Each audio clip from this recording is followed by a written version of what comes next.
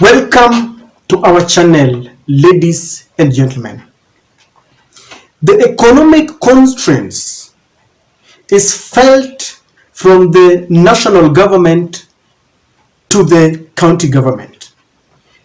There are those who are very close to William Samoei Ruto, and they have been very patient, trying to tolerate and endure this pain because they don't want to talk about it, fearing that they will expose William Samoei Ruto. One such person is the chairperson of the Council of Governors, Madam Anne Waiguru. She has been very quiet, even though things are not happening. But today she decided to speak about this because they cannot endure this anymore. Because the national government owes the county governments quite huge amount of money. Listen to this. Governors call for immediate release of 125 billion Kenya shillings owed to the counties. That is right, 125 billion. It is reported that the Council of Governors chairperson Anne Waiguru has appealed to the National Treasury to release funds amounting to 125 billion Kenya shillings owed to the devolved units. Waiguru, addressing the press after meeting which brought together national and county government leaders from central Kenya on Friday, said the pending funds are for the month of, listen to that, the month of January, February, March and April. Those are 4 months that the national government has not paid anything. She noted that the 47 counties are owed 31 billion shillings for January, 31 billion for February, 29 for March and 33 for April allocation. So this was a meeting that Anne Waiguru called, and they met as central Kenya leaders. This was not a meeting that included any other person from central Kenya, and it tells you that they have started feeling the pain.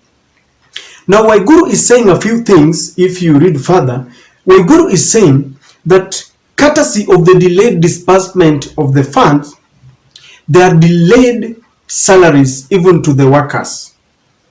And it's also saying that there are penalties for late payment of taxes, courtesy of the National Treasury failing to release the funds in time. Waiguru was also saying that the employees at the county government are demoralized because there is no money.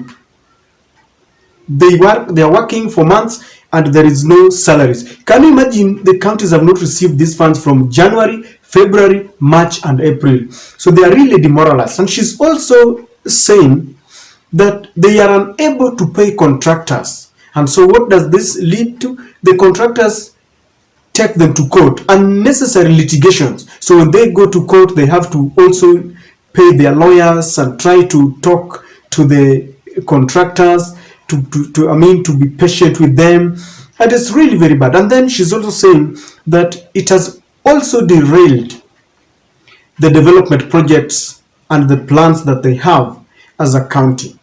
This is where we are now. One funny thing, even before I move on, tomorrow will be Saturday. Then on Sunday you will hear the government spokesman, Deputy President Rigathi Gachagua, blaming delayed disbursement of funds from the National Treasury to the devolved units to Uhuru Kenyatta. He will be blaming Uhuru Kenyatta, and he will say that it is Uhuru Kenyatta and Raila Amolo Odinga who mismanaged funds, took loans, corruption cases, and that is why they are unable to pay money to the devolved units. They don't have a serious plan. When Waiguru switch comes at the last minute from Uhuru Kenyatta to support William Samoei Ruto, the deal was so sweet. Mount Kenya had spoken that they wanted to be painted yellow. William Ruto had gone there together with the Rigathi Gachagua, and they were promised heaven and paradise. And I remember at some point William Ruto signed a charter and a treaty with the Council of Governors, and he told them that when he ascends to power, he was going to replenish the account, he was going to add them a certain percentage of money on top of what Uhuru Kenyatta was giving. Now, after taking oath of office, nothing has happened. Sometimes back, they held a meeting with Rigathi Gachagua. They could not agree. William was outside the country, and when he came back, they had another heated debate, consultative meetings. They were just asking, you had promised to add something on top of our coffers, and there was nothing that was added. Now, for 4 months, the government has not been paid. And the question I just want to ask is one. Did they see this coming? Uhuru Kenyatta had warned them. When Uhuru Kenyatta was running the government, William Ruto had painted Uhuru Kenyatta as a lame duck president, someone who was just sitting in State House. He did not know what to do. He did care about his people. Yet we all knew very well that Uhuru Kenyatta gave us subsidies that was to cushion on the high cost of living. William Ruto abandoned them. We had the kazi kwa vijana.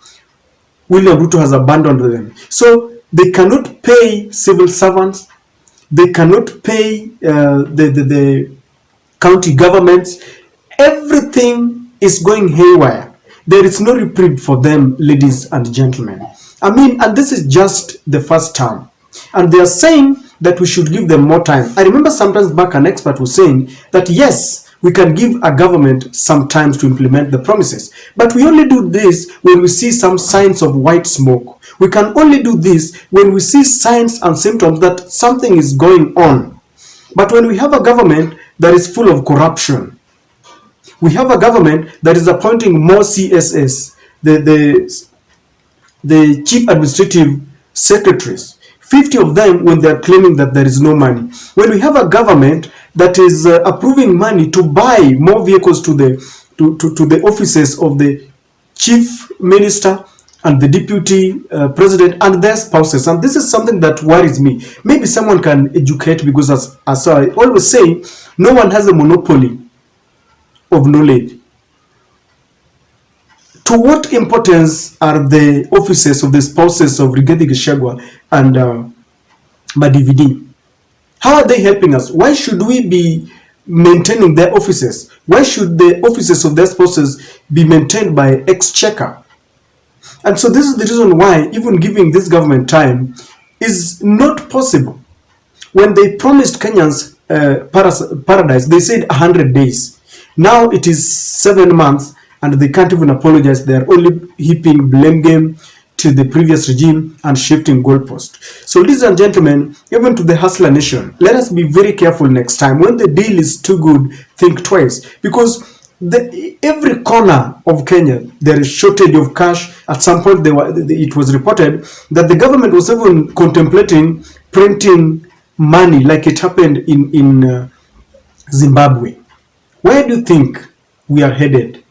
And the chief economic advisor of the Kenya Kwanza team, Mr. David D, had revealed some startling information that the government is very wasteful, and he was saying that it is very deliberate, that even the officers that are mandated to check the government cannot. And for him to have come back on national TV to express his view that the government is wasteful, it tells you that he's also paining inside. So ladies and gentlemen, I really sympathize with Madam Waiguru. For her to come out and talk about this, she's been very quiet. She's been trying to be lenient to William Samoei Ruto, but maji yamezidi unga. Things have gotten thicker to an extent that she cannot keep quiet. This is where we are. Those who voted for William Samoei Ruto thinking that it was going to be better, it's worse now. Let us always be very careful when we are electing a president, because choices have got consequences. That's my take.